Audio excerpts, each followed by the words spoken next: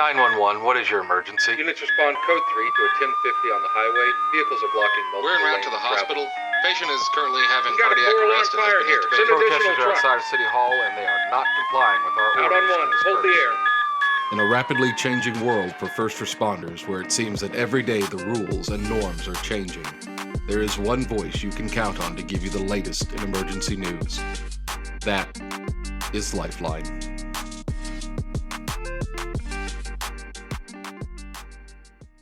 Hello, and welcome back to another episode of Lifeline 911 Podcast with your host, Erica. Hello. I am your co-host, Gary, and today we are going to be discussing dispatching on the spectrum. Autism is a behavioral disorder which affects more than 2% of the population in the United States, or roughly 5.5 million adults, according to the CDC. Autism is a neurological and developmental disorder that affects how people interact with others, communicate, learn, and behave. Lilyen Chovanec is a police dispatcher working in the emergency telecommunications field and has been doing so for 3 years. She also works with this disorder, and she has agreed to join us today to discuss it. Lilyen, thank you for joining us. Thank you, Gary. We're glad to have you on. We are so excited. We have been trying to get this scheduled because we got two different shifts here. So it's been a challenge getting this all coordinated, but we're excited that you are here, and thank you for being open and willing to share this information with people, because I don't know if people know that it might be a challenge to do what we do with your particular I don't know if challenge is the right word. So I guess maybe start with just some education. Would it be a disadvantage? Was it a disadvantage for you, or just not that big of a deal? I think it's a bit of a two-pronged thing. In terms of people on the spectrum or people with autism, only 15% of my population in my community actually is able to hold down a job long term. Really? 15% of nationwide. And a lot that has to do about burnout, social structures, just that it's not necessarily geared toward people on the spectrum. We are a minority population when it comes to neurological disabilities or developmental disabilities. And you chose one of the most difficult professions to kind of get into, so I like it. I love it. What works for me is that it's not the same thing over and over again. I think that's what a lot of my community struggles with, and that is what creates a lot of burnout. But for me, coming into work, I know that it's always going to be something new. It might be the same steps to get there, but I'm never going to have the same call twice. I'm never going to work the same thing twice. And that's the part that really appeals to me.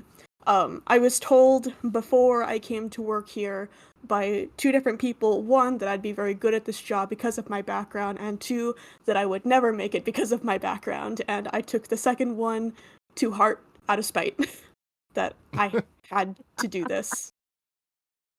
Nice. Speaking of that, so just a little background for the listeners, because obviously anybody in our center already knows you, but I think it's just such an amazing story. And we have a special relationship because when you came here, I had the pleasure and the challenge of being your CTO, your trainer. So what, when you made up your mind that you wanted to do this, or actually, how did you get to the place where you decided that this, of all the things, was what you wanted to do? And what were those steps? How did you get to the front door, and how did you become the person that was sitting across from me? I was told that I couldn't. Back in high school, I took law classes because that's what my high school offered. And my law teacher at the time, after being told most of my life that I couldn't, approached me and said that I would do well in law enforcement just from my background, both as a foster kid and somebody who is very detail oriented because of my condition. And she offered to help me get a dispatching certification internationally.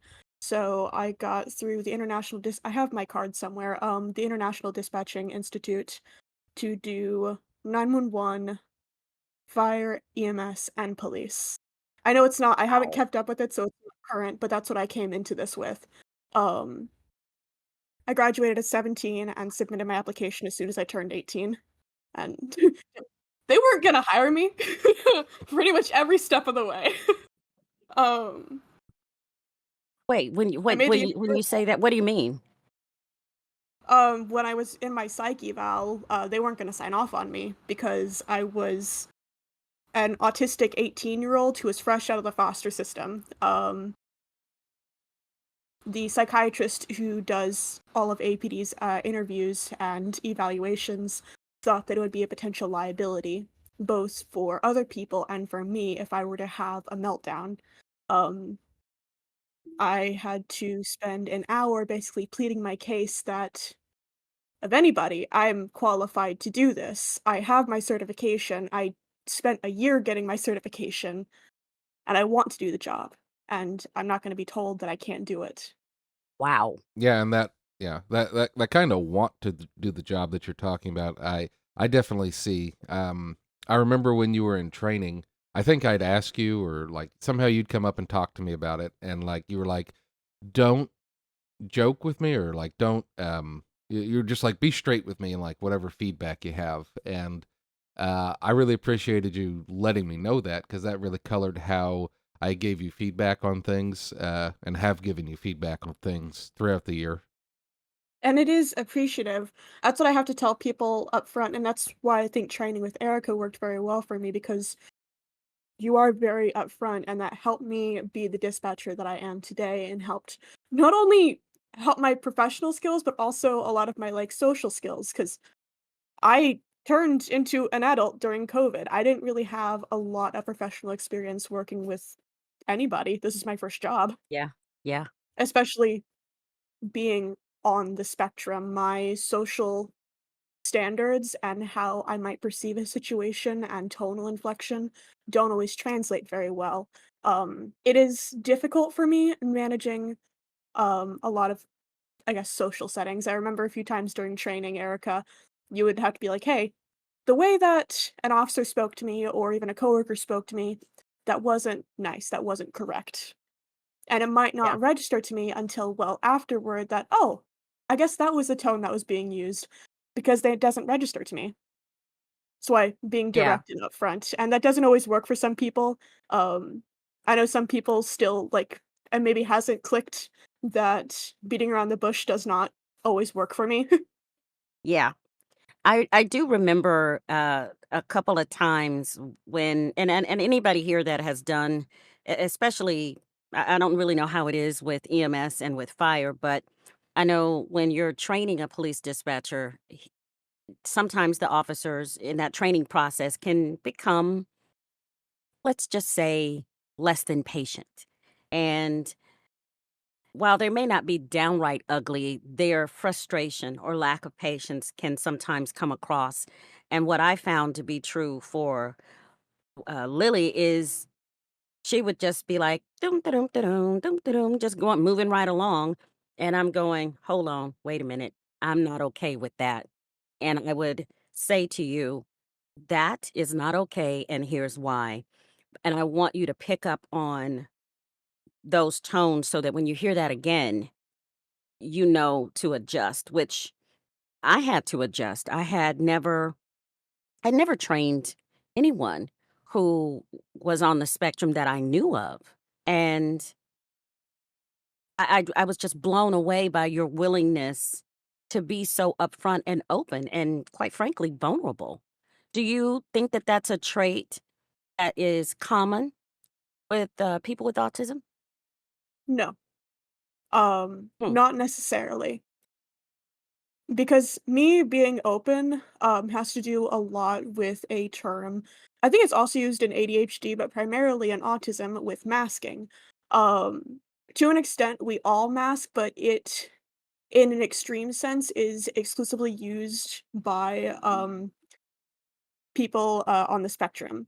It's you have to basically create an entire new persona and that's how you interact with people, and a lot of people on the spectrum, um, put on a mask in order to not be perceived in public, to try and have as low a profile as possible and blend more seamlessly into a social situation.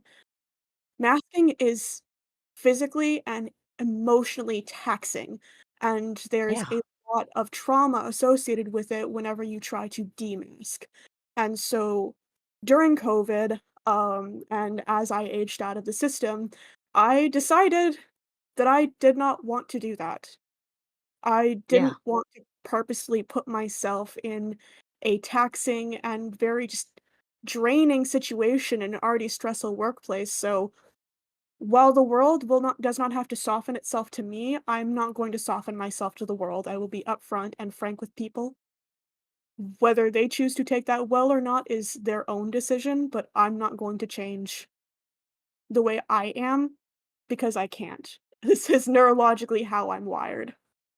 There are Nice. some things I can learn and that I can adapt to, but my baseline will always not be the norm. And again, I don't expect the world to conform to me or to soften itself to me. I don't expect all of our coworkers or even the general public to understand me. I don't need them to. Wow. I am you put us all in our place, and I love it. Uh, Thank you. I'm serious. This is all you already know where I stand, where you're concerned. I find you incredibly brave, and I wish more people um, would, uh, would attempt to understand or at least educate themselves so that we don't walk around with as many preconceived notions or in our ignorance, right? We just walk around in our ignorance and we are in that place and we're blissfully so.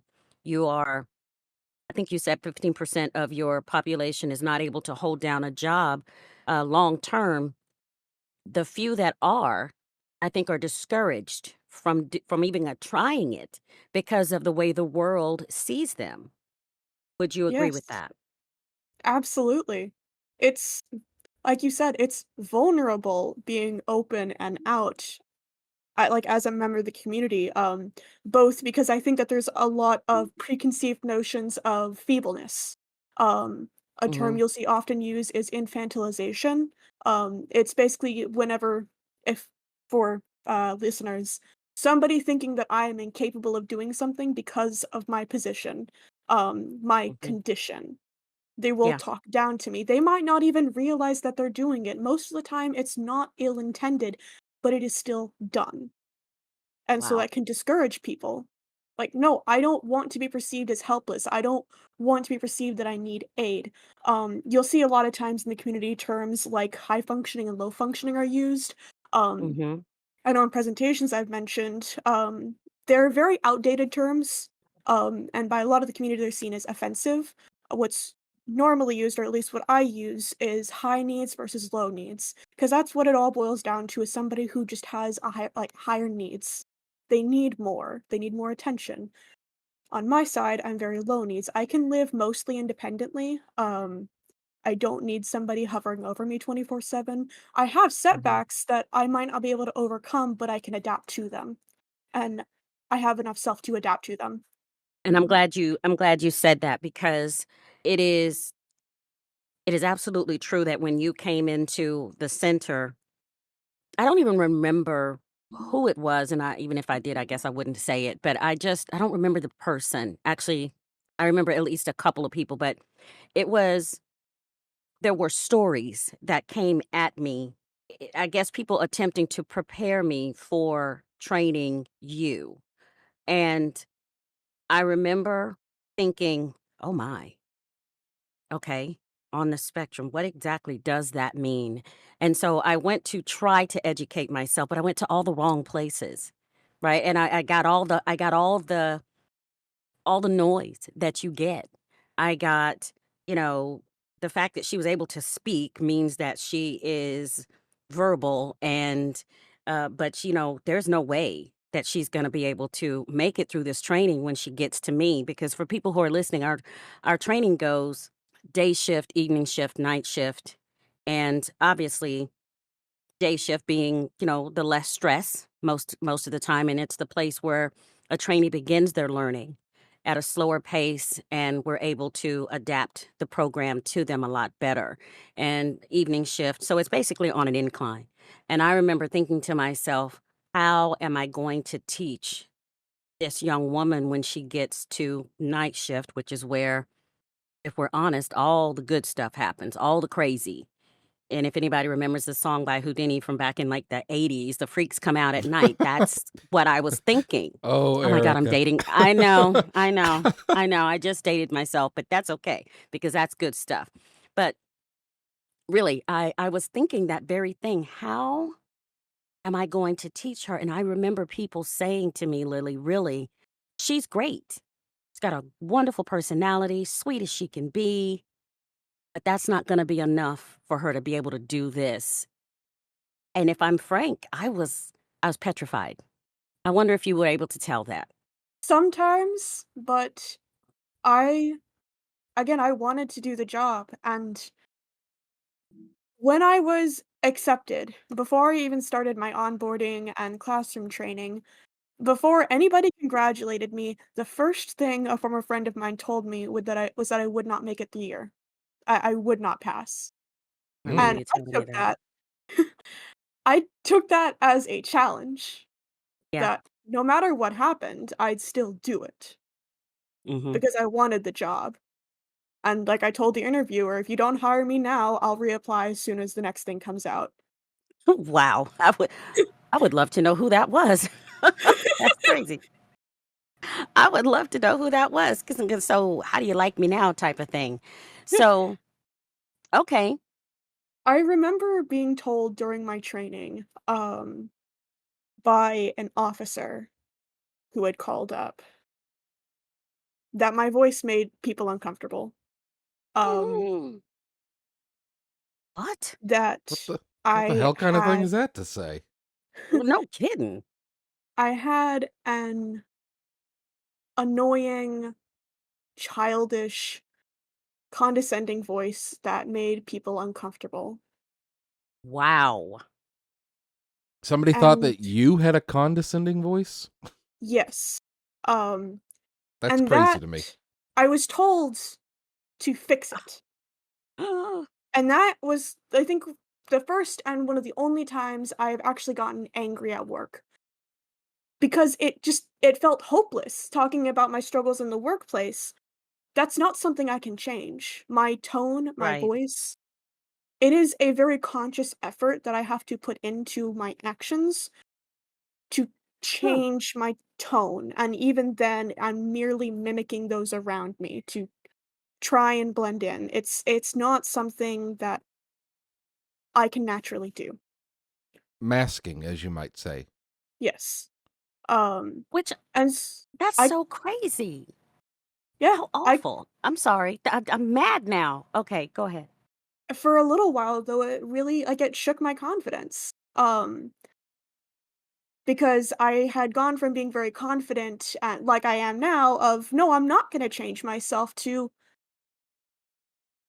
"I know that I make people uncomfortable sometimes because I might not immediately understand the social setting and the tone of a conversation, Mhm. and that's not something I can fix." Right. And I'm not Hmm. going to try to fix something that I am incapable of. I can And you make shouldn't have attempts. to. I can adapt, but ultimately, what can I do? This is something I'm born with. Right. I know S- for the longest time people thought they could cure autism. You can't. This is something I have to live with. People can come up and talk to you and tell you how difficult it might be to train me, but it's my everyday. I'm not Yeah. ashamed of it, but I live with this. It's not a disease put upon me like some people can portray it to be, but I live like this. I have to live with the things said about me. And I'm still coming to work and still living my life because I love what I do. I love being able to touch people and help people understand me. And at work, the bottom line is I like helping people. I like sending help to people and getting there when it needs to be done. And you do it I have a lot well. of passion. You do it well. Yeah, Well, you yeah, you trained me well. absolutely do. Well, and I'll tell you, I I don't remember the day. I can't say that I remember what the date was or even what the circumstances were, but I remember you mentioned the word masking, and I went to a friend of ours who has an autistic family member, and I said, "This young lady is absolutely fearless, and she is willing to do whatever it takes to cross the finish line, in essence, help me understand what can I do? Help me understand this from not a clinical perspective, like going and reading a bunch of books or whatever. So I went to this colleague of ours and I said, Tell me everything that you know." And one thing she said to me is, and I kid you not, she said, if she's willing to try to adapt and twist and bend and contort herself, then you have to be willing to do the same. And when she said that to me, it was like the light bulb went on. And I decided at that point, I don't care what it takes. I will come up with new and fresh ways to train this young lady. But I think I remembered asking you, what do you need? What do you need? How do you need me to break this down for you? And you said you needed it more or less in black and white because very straightforward. Don't try to soften it for you. And I took that to be nothing short of just courageous because you were right. The stories were that there's no way. It was almost like we were pitying you by allowing you to progress through the program, and we were just waiting for you to wash out, but you didn't. And you're an inspiration to a lot of us. I don't know if you know that. Thank you. I did not know that. I would Absolutely. not have made it through my training without you. Wow. And a lot of what you told me in training are not only things that I pass on to my trainees, because I'm also a trainer now, for Yay! listeners, um, Whoop, but whoop. things that I still remember when I'm dispatching. There's a little voice in my head, and it sounds a lot like Erica that tells me when to do some stuff. That's awesome. But that just, I mean, it was a teamwork though, and I try to remind people when especially when I'm doing my side hustle, if you will, and that's kind of teaching CTOs how to do better CTOing, if you will, is it's a partnership. And I think where we got over our hump is when I realized that I was not carrying you through the program. We were locking arms and we had a common goal, which was to get you to the other side of the training. And I think while the show is not about me, this episode is about you and your courage and your journey in this profession. If I could just throw it out there, anybody who encounters someone who is willing to try this that may be on the spectrum, regardless of where they are on it, I think we do them anyone a disservice by not encouraging them, but especially a disservice if that person is on the spectrum because they're as capable in a lot of ways as we are, if not more so. Especially the level of courage that it takes to try when people are constantly whispering behind your back and sometimes in your face, telling you you're absolutely not going to make it. So kudos to you for stepping up because it was absolutely our game. Thank I you, and will say that. Sorry, go ahead. oh, no, I was just saying I love my job. Yes. Good. I will say that when you started, I did. I guess my research wasn't as probably matter of fact as Erica's was, but I did watch this Netflix show called Love on the Spectrum, which was about autistic folks, to try and kind of understand where, like, the headspace was at. And Mhm. something that I really appreciate about it is just the forthrightness. It's like, just tell me exactly what you're meaning, exactly how you mean it, and then we'll be good. That'll be a successful communication.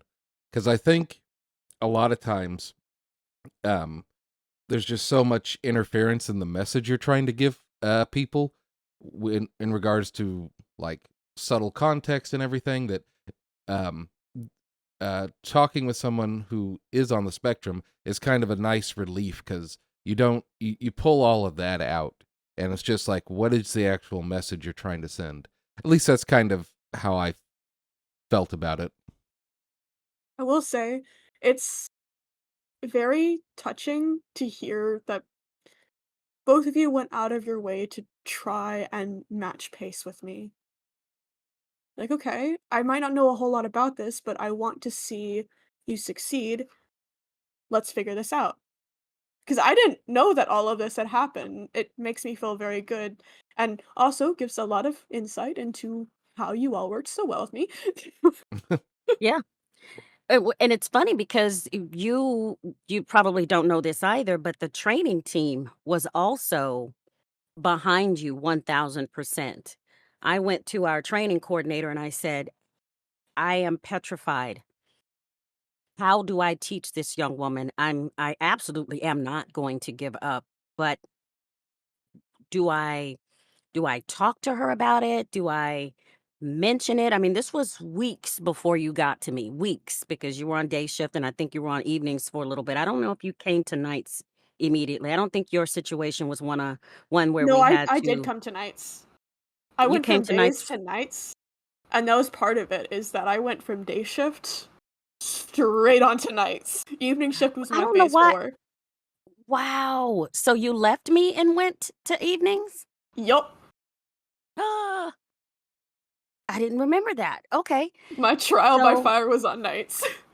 so maybe I do remember. Actually, now that you say that, you're right.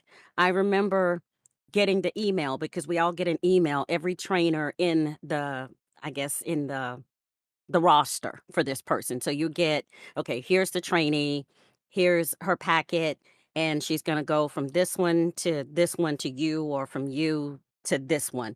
And as soon as I saw it, I went and asked the person that was going to get you or just got you,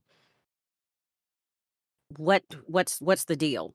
And somehow it came out. Actually, now that I take that back. Yeah, somehow it came out that you were autistic or on the spectrum, and I remember thinking, first of all, I'll be honest, how'd she get in here? How did she pass the stuff?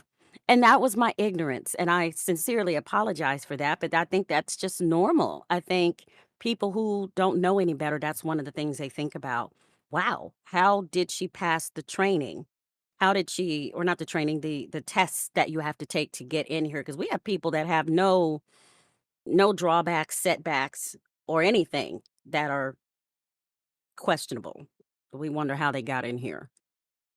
And at least yours makes sense. There was something that I could point to and say, I think this is going to be too much. And I remember going to the training coordinator, going, I don't know how I'm going to teach this young lady. And so when you finally got to me and then you were very honest and open, I decided to do my research. And that was when I went to the friend. Actually, I'm working it all out now. Thank you guys for being quiet while I work that all out. Because now the timeline is just coming back to me. But, yeah, you should know that there were a lot of people in your corner. There were some people that had their minds made up about whether you would make it or not, and quite a few of them had already decided there was no way. Sweet as apple pie, yes, but that's not gonna be enough for her to be able to do this incredibly difficult job. But I think for as many people as felt that way, there were more that said, she's courageous enough to put up with us and our ignorance. So let's get behind her. I'm glad, if nothing else, we were able to let you know that you had fans. Good. I remember there was a point late phase 3 for phase 4 when the comment was said to be my voice. I think it was either you, Gary, or Jenny that asked, "Hey, do you think call taking would be a better fit?" I was like, "No." One, this is on the spectrum Wow. talking. I'm not that good at actually talking to people. Call taking scares me a little bit, but I can talk on the dispatch portion, and I'd been told I couldn't do dispatch. Therefore, I was going to do dispatch. I'll get cross-trained later down the line just to prove I can, Nice. but on dispatch side, I was told I could not. And I was tired of being told I couldn't do stuff. That I, like some people that already made up their minds, sweet as apple pie, but she doesn't have what it takes. Yeah. Nobody else gets to decide that. What I've told my trainees, and what I think you, Erica, told me, was that if you want to do the job, if you've made up your mind, you will do it. Just keep coming back to Yeah. work. Bruce gave me, we love Bruce. First day on OJT. First advice he gave me the two best things I've ever heard. First advice, run far. Second one, if you don't run, just keep coming back to work. No matter how bad it gets, just keep coming back. If you want to do the job, then you will do the job. Which was a strange bit of wiseness from Bruce. Yeah. So when you started, like, as you said, this was your first job. You were very young. Like, you didn't even have a driver's license, as I recall. Nope, I and was getting driven to work. yeah. So, like, I think, or at least I hope, and I've seen, like, you've grown and develop, and mature into an, like, as over the last 3 years, now you've got a car, like, you know how to drive. You've been doing very well at this job, holding it down.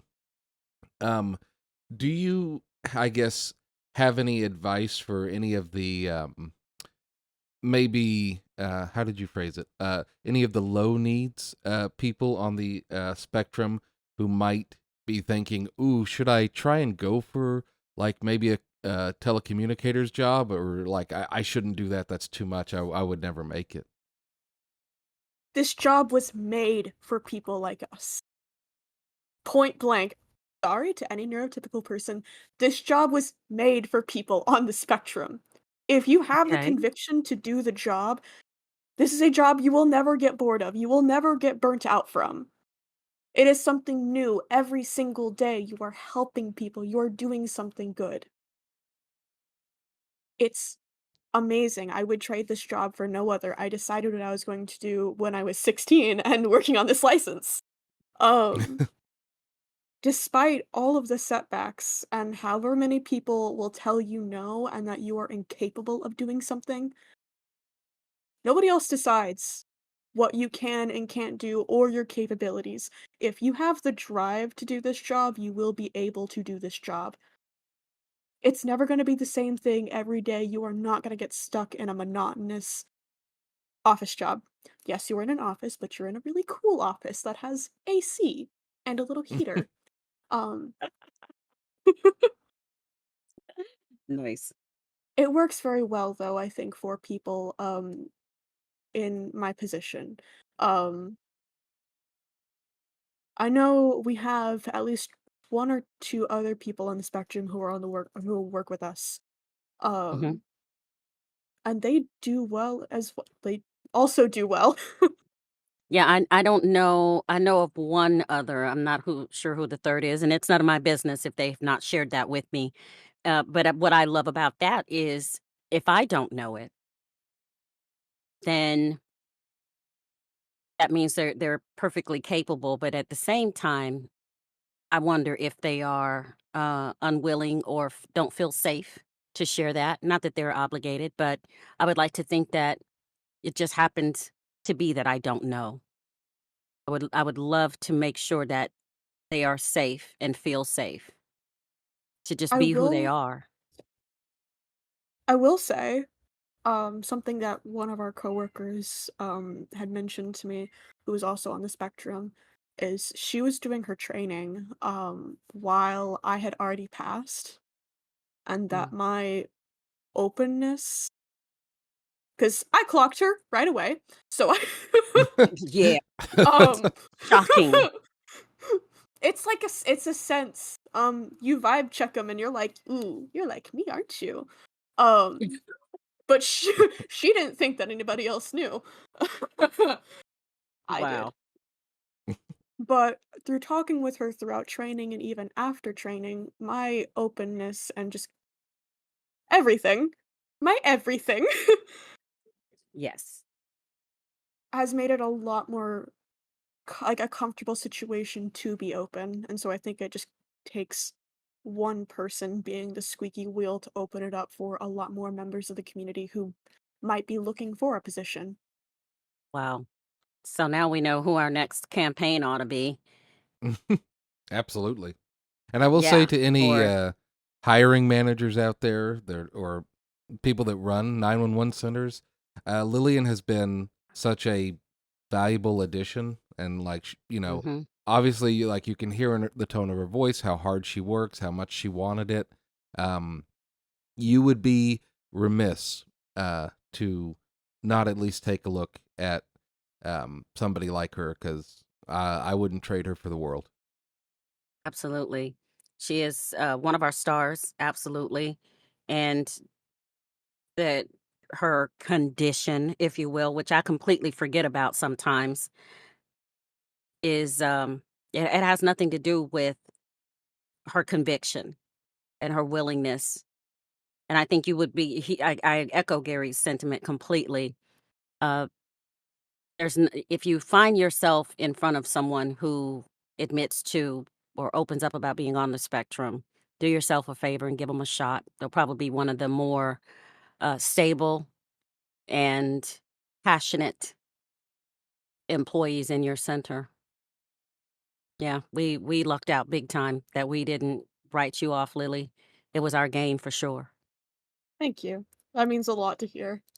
If you want to do it, do it. Okay. Nothing can hold you back other than yourself, your own anxieties. Well, everyone, we appreciate you joining us. And Lillian, thank you again so much for being willing to kind of come out and talk with us and be so open about something that, might be somewhat reluctant to do. But I think Erica and I both have really enjoyed this conversation with you. Absolutely. And from everyone here at Lifeline 911 Podcast, I'm Gary. I'm Erica. And we will see I'm you. And Sorry. we will see. No, you're fine. And we will see you next week. Thank you for watching our production of Lifeline 911 Podcast. If you have any questions about the topics we discussed today, or if there's something specific you'd like us to cover in a future episode, send us your questions at lifeline911podcast@gmail.com. Stay safe out there. Until next time, this is Lifeline 911 signing off.